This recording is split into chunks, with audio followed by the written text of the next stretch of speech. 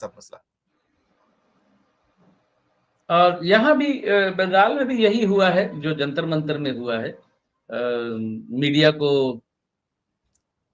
Media के साथ दुर्व्यवहार थोड़ा हुआ है, तो मैं अब हम क्या बोल सकते हैं, मीडिया का रोल वैसा है कि दुर्व्यवहार होगा उनके साथ।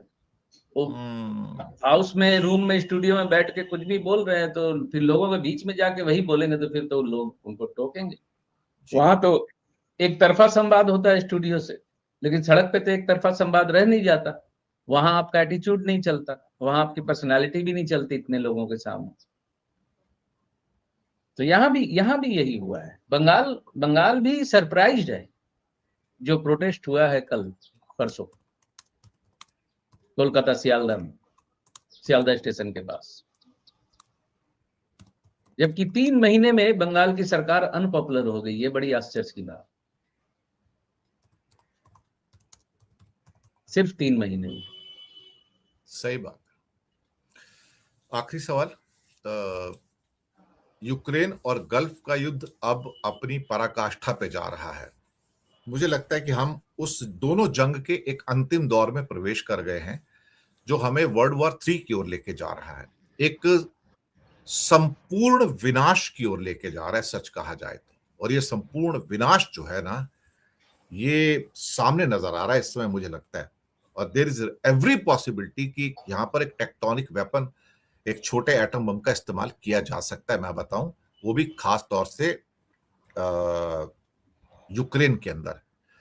और एक और डर यह है कि जो अमेरिका की खुफिया रिपोर्ट आ जाए है कि ईरान शायद अगले 1-2 महीने के अंदर ही अपने एटम बम का विस्फोट कर सकता है, इससे ज्यादा आगे नहीं जाएगा। और अब आप शायद पीछे हट जाओ, ज्यादा अच्छा है।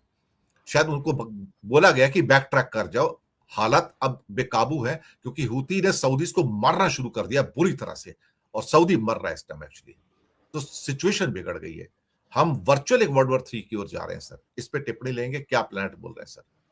बिल्कुल जा रहे हैं, बिल्कुल जा रहे हैं। 2032 तक स्थितियां वर्स्ट होने वाली है। और थर्ड वर्ल्ड वॉर का जो टाइमलाइन है 28-29 का है, और स्थितियां बिगड़ेंगी। 32 के बाद 1-2 साल का ठहराव आएगा और वो लड़ाई फिर शुरू होगी। यानी ये लड़ाई जो है कम से कम 24 वर्ष के विंडो में है, या थोड़ा और कह दो 30 साल तक। पता नहीं क्या होगा, या तो स्टोन एज में चले जाएंगे हम, कुछ बचेगा नहीं। लेकिन 28-29 में वर्ल्ड वॉर 3 होने के योग बने हुए हैं। और बहुत कुछ होने वाला है, सिर्फ इतना नहीं, परेशानियां और बढ़ने वाली है। क्राइसिस, रुपए की इकोनॉमिक क्राइसिस, खाने पीने की क्राइसिस, पानी की क्राइसिस, महंगाई की समस्या, बहुत कुछ हाथ से निकल जाएगा अगले 2 साल में। और सिर्फ उसके लिए हम ही जिम्मेदार नहीं, पूरे विश्व में ज्यादातर देशों में खेल चल रहे हैं, उसी खेल का अंग हम भी। निराशाजनक वक्त है सर, एक लाइन में कहूं तो निराशाजनक वक्त है। कुछ भी अच्छा होता दिख नहीं रहा है, कुछ भी बदलता पॉजिटिव नहीं दिख रहा है। बस या तो जय जय है या खाने को नहीं है टाइप की स्थिति। भूखे पेट न होए भजन गोपाला, कितने दिन होगा, कितने दिन चलेगा,